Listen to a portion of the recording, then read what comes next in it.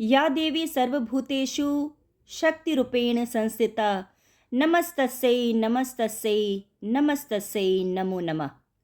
जय माता दी। पांचवी माता स्कंद माता की कथा। नवरात्रि के पांचवें दिन देवी दुर्गा के पांचवें स्वरूप की पूजा की जाती है, जिन्हें स्कंद माता भी कहा जाता है।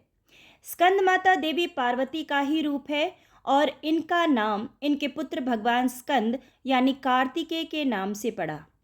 वे अपनी गोद में बालक स्कंद को लिए हुए रहती हैं, इसलिए उन्हें स्कंद माता कहा जाता है।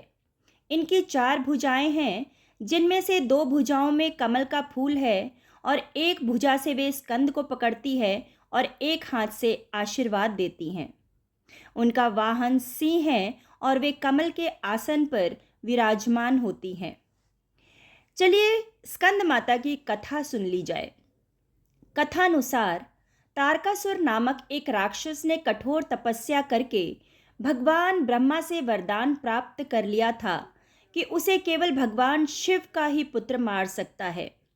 इस वरदान से अभिमानी होकर तारकासुर तीनों लोकों को आतंकित करने लगा और देवताओं को भी हराने लगा।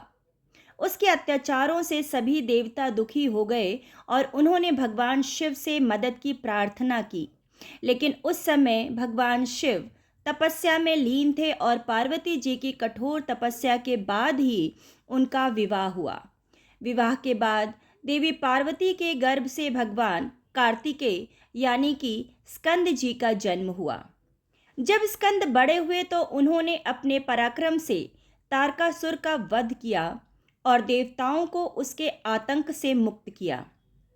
इसी कारण देवी पार्वती को स्कंद माता के नाम से भी पूजा जाता है, क्योंकि उन्होंने स्कंद को जन्म दिया जो संसार को राक्षस के अत्याचारों से मुक्त करने वाले थे। स्कंद माता की पूजा का महत्व। स्कंद माता की पूजा से साधक को शक्ति, सुख और समृद्धि की प्राप्ति होती है।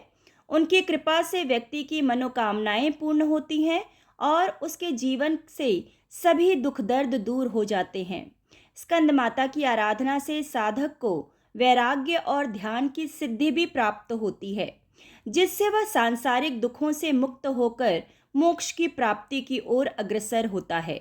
नवरात्रि के 5वें दिन स्कंद माता की उपासना करने से भक्त को सभी परेशानियों से छुटकारा मिलता है और उसे अपार सुख और संतोष की प्राप्ति होती है।